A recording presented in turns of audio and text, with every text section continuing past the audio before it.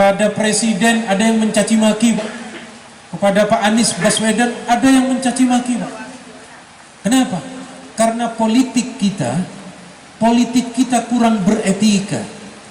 Begitu tidak cocok kemudian kita mencaci maki. Padahal mohon maaf,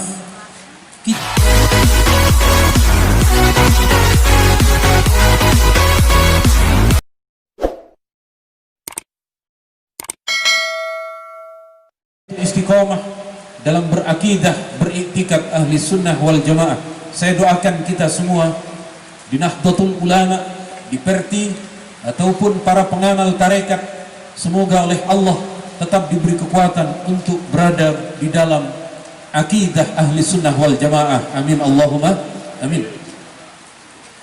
Berikutnya, bagaimana di dalam tahlilan mengaji kematian ada seorang anak atau pelaksana bacaannya tidak jelas atau dipotong-potong, kadang-kadang keras, kadang-kadang tidak terdengar. Apakah sampai bacaannya kepada mayit? Tetap sampai sekali lagi. Begini, Pak. Ada 3 sahabat Nabi. Sahabat Nabi ini yang pertama bernama Sayyidina Abu Bakar. Sayyidina Abu Bakar ini kalau beliau baca Al-Quran suaranya lirih, suaranya pelan. Sahabat Umar kalau beliau membaca Al-Quran suaranya keras dan lantang. Ada sahabat yang ketiga bernama Ammar bin Yasir, kalau baca Al-Quran suka melompat dari satu surat ke surat yang lain. Lalu Nabi bertanya, "Wahai Abu Bakar, mengapa bacaan Quranmu lirih?" Abu Bakar menjawab, "Inni unaji mayyusmi." Wahai Nabi, saya membaca Al-Quran ini bermunajat, sedang berdialog antara saya dan Allah Maha mendengar.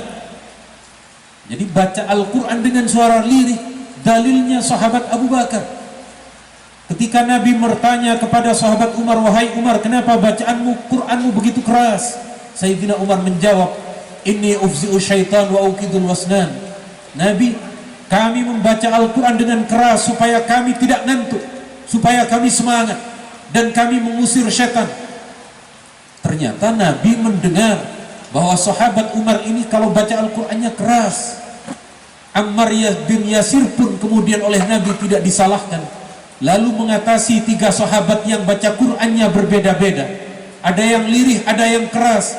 Nabi menyebut kulluhu tayyib, semuanya bagus.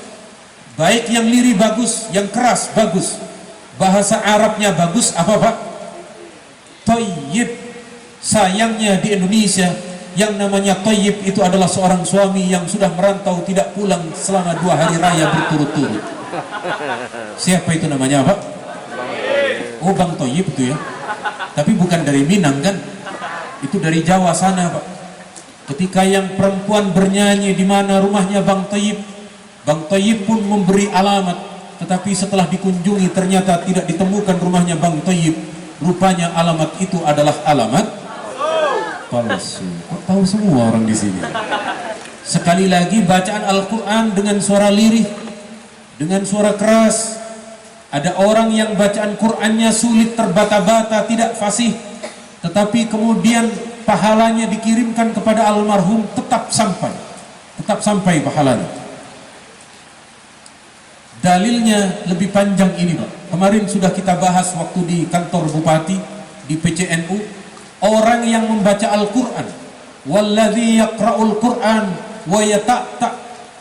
Kalau ada orang membaca Al-Quran dan dia kesulitan membaca Al-Qurannya, wa huwa alaihi syaq, sementara dia kesulitan membacanya tetapi dia tetap membaca, falahu ajroni, dia dapat 2 pahala. Kalau dapat 2 pahala meskipun bacaan Al-Qurannya tidak fasih, karena memang lidahnya sudah kesulitan, sudah mengaji kemana-mana tidak lancar, maka dalam keadaan seperti itu bacaan Al-Qurannya, kata Nabi, tetap pahalanya, mendapatkan 2 pahala. Hadisnya riwayat Bukhari Muslim, kemarin sudah kita bahas. Yang ketiga, kok banyak ini, Pak. Mohon izin bertanya, kita ada melihat di media sosial ada ulama yang mencela pemerintah, mencela artis, Bagaimana respon kita? Betul, jadi begini. Ada di antara kita yang kemudian menjumpai keadaan zaman ini, kita kemudian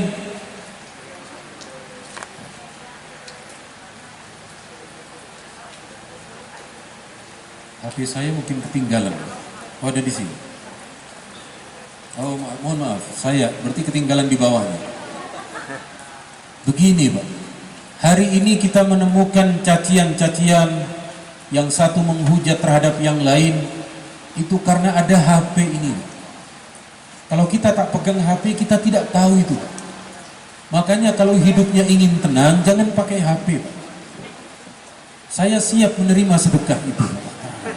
Kok enak sekali ini? Enggak, cuma bercanda. Jadi begini, kalau ada kemudian hampir semua kita temukan itu, Pak. Ya, hampir semua kita temukan itu. Kepada presiden ada yang mencaci maki, Pak. Kepada Pak Anies Baswedan ada yang mencaci maki, Pak. Kenapa? Karena politik kita kurang beretika. Begitu tidak cocok kemudian kita mencaci maki. Padahal mohon maaf, kita jangan pernah meniru, jangan pernah melihat dalam sebuah hadis yang diriwayatkan oleh Imam Asyuti dalam kitab beliau Al-Jami'us Shaghir. Ada sebuah hadis, idza tasabbat ummati saqatat fi 'ainillah. Kalau ada dua orang dari umatku saling mencaci maki, maka mereka di hadapan Allah tidak ada harganya sama sekali. Kita ingatkan, kalau ada orang mencaci maki siapapun itu, mencaci maki artis, mencaci maki tuan guru, mencaci maki siapapun, kita ingatkan, tidak baik mencaci maki. Kalau kita saling mencaci maki, maka kemudian kita di hadapan Allah tidak memiliki harga apapun, tidak memiliki kemuliaan sedikit pun. Kita ingatkan itu.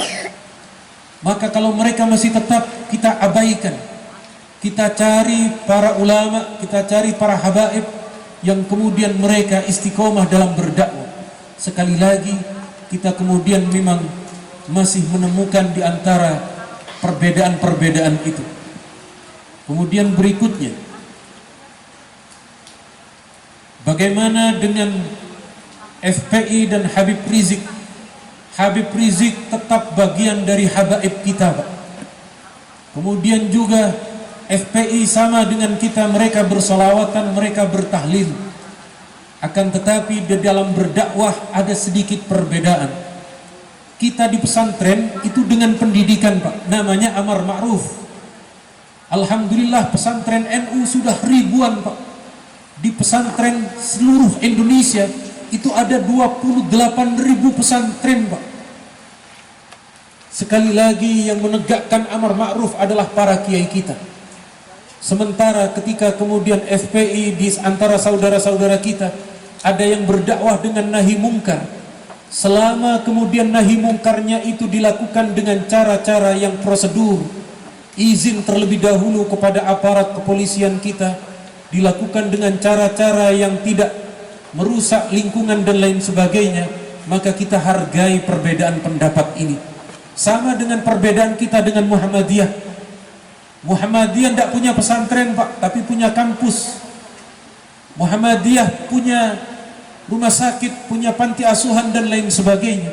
Sekali lagi ini bagian metode perbedaan dakwah antara kita dengan habaib kita. Dan tidak habaib semua keras, tidak. Ada Habib Lutfi, ada Habib Syekh, ada habaib di Pondok Dalwah, dan habaib-habaib yang lain. Sama seperti kiai, ada kiai yang lemah lembut, ada kiai yang agak keras dan lain sebagainya. Sekali lagi, dalam hal ini kita tetap menghormati para ulama kita dengan perbedaan bagaimana cara mereka berdakwah itu.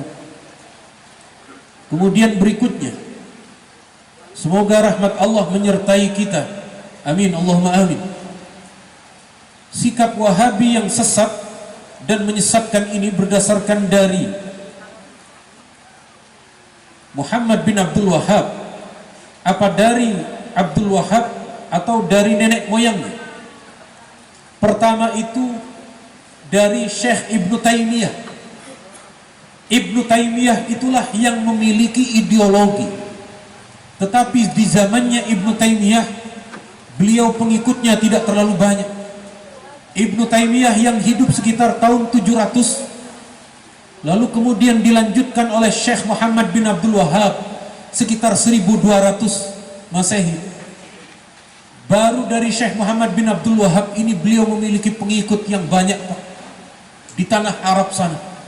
Ya kalau dibanding dengan kita tetap lebih banyak orang-orang NU, tetap lebih banyak pengikut-pengikut ahli sunnah wal jamaah. Mereka itu tidak sampailah kira-kira 50 juta, tidak sampai insya Allah. NU ini, Pak, anggotanya 200 juta. Itu yang hidup, Pak. Yang meninggal ribuan lagi, jutaan lagi. Kenapa? Orang NU itu, Pak, meskipun meninggal dunia tetap diakui sebagai warga NU, Pak. Apa buktinya? Buktinya saat tahlilan wa ila hadrati bapak ini, wa ila hadrati ibu ini, itu kan sedang mengabsen warga NU itu, Pak. Jadi sekali lagi, Anda yang menjadi anggota NU selamanya tetap diakui anggota NU dan tidak pernah dipecat meskipun tidak memiliki kartu anggota. Berdosa atau tidak mengerjakan sesuatu yang sudah kita ketahui hukumnya, akan tetapi masih kita kerjakan dalam keadaan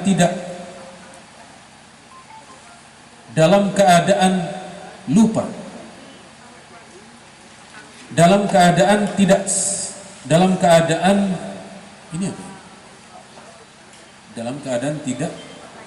sengaja, ya, tidak sengaja atau lupa. Orang yang lupa itu, Pak, oleh Allah diberi keringanan. Misalnya Anda sedang bekerja di sawah, karena ini khawatir hujan, Anda lakukan di sawah itu mulai pagi. Begitu selesai ternyata jam 3. Anda lupa tidak sholat zuhur. Karena keadaan lupa, tidak disengaja, rufi'al qalam. Allah memberi ampunan kepada orang yang lupa.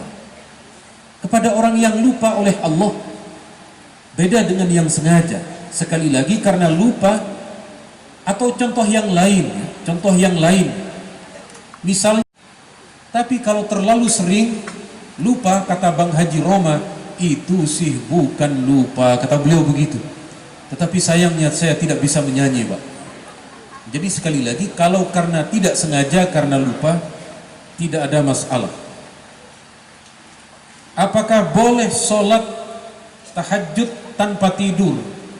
Dan apakah setiap tahajud harus memakai witir? Contohnya tahajud 2 plus witir 2 plus 1, atau tahajud 2 plus witir 1. Yang namanya tahajud itu artinya adalah bangun dari tidur. Wa minal laili fatahajjat bihi nafilatan lak. Dan di bagian malam Muhammad, bangunlah engkau tidur, lalu kemudian melakukan sholat sunnah. Kalau sholat tahajud itu diharuskan tidur dulu.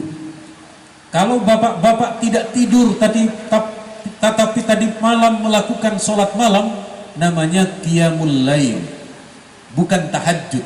Tapi qiyamul lail tetap berpahala, tetap memiliki pahala. Sekali lagi, perbedaan qiyamul lail atau ibadah malam